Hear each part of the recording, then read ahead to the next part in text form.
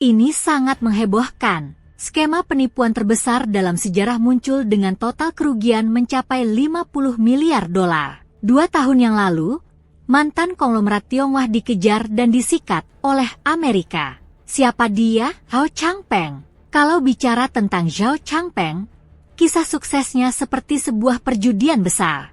Dia pindah ke Kanada saat berusia 12 tahun, kembali ke Tiongkok untuk berbisnis pada tahun 2005, dan pada tahun 2014 dia menjual rumahnya di Shanghai dan menginvestasikan semua uangnya ke Bitcoin.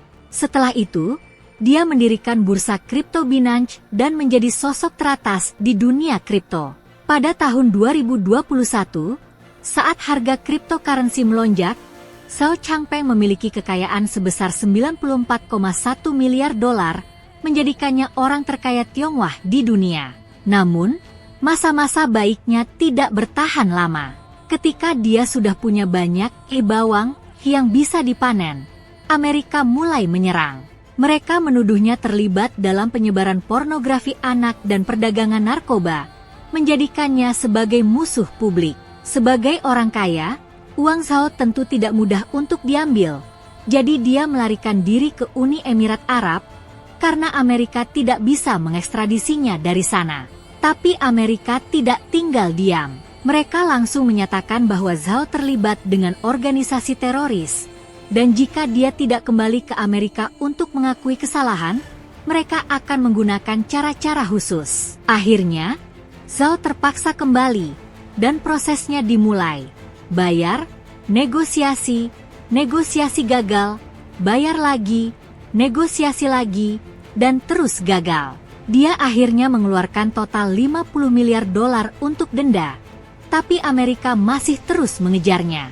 Pada akhirnya, dia tidak hanya membayar 50 miliar dolar, tapi juga harus mendekam di penjara selama 4 bulan. Kita harus paham, meskipun Amerika mengklaim sebagai pasar bebas, sebenarnya mereka seperti peternakan besar. Begitu mereka melihat bisnis abu-abu berkembang, mereka akan menyerang dan memungut denda besar-besaran, memuaskan diri mereka sebelum membunuh hewan ternak itu. Melihat pengalaman Zhao, aku teringat seseorang lagi, Meng Wanzhou. Dia juga seorang pengusaha, juga Tionghoa, dan juga dijebak oleh Amerika. Kenapa satu bisa kembali dengan selamat sementara yang lainnya kehilangan uang dan terjebak dalam masalah? Meng Wanzhou memiliki Huawei di belakangnya, yang merupakan representasi dari industri teknologi tinggi Tiongkok dan berbisnis secara legal, didukung oleh negara berdaulat. Jadi, orang Amerika takut padanya. Sementara itu, Zhao Changpeng lebih memilih melarikan diri ke Uni Emirat Arab ketimbang melepaskan peluang bisnis yang meragukan.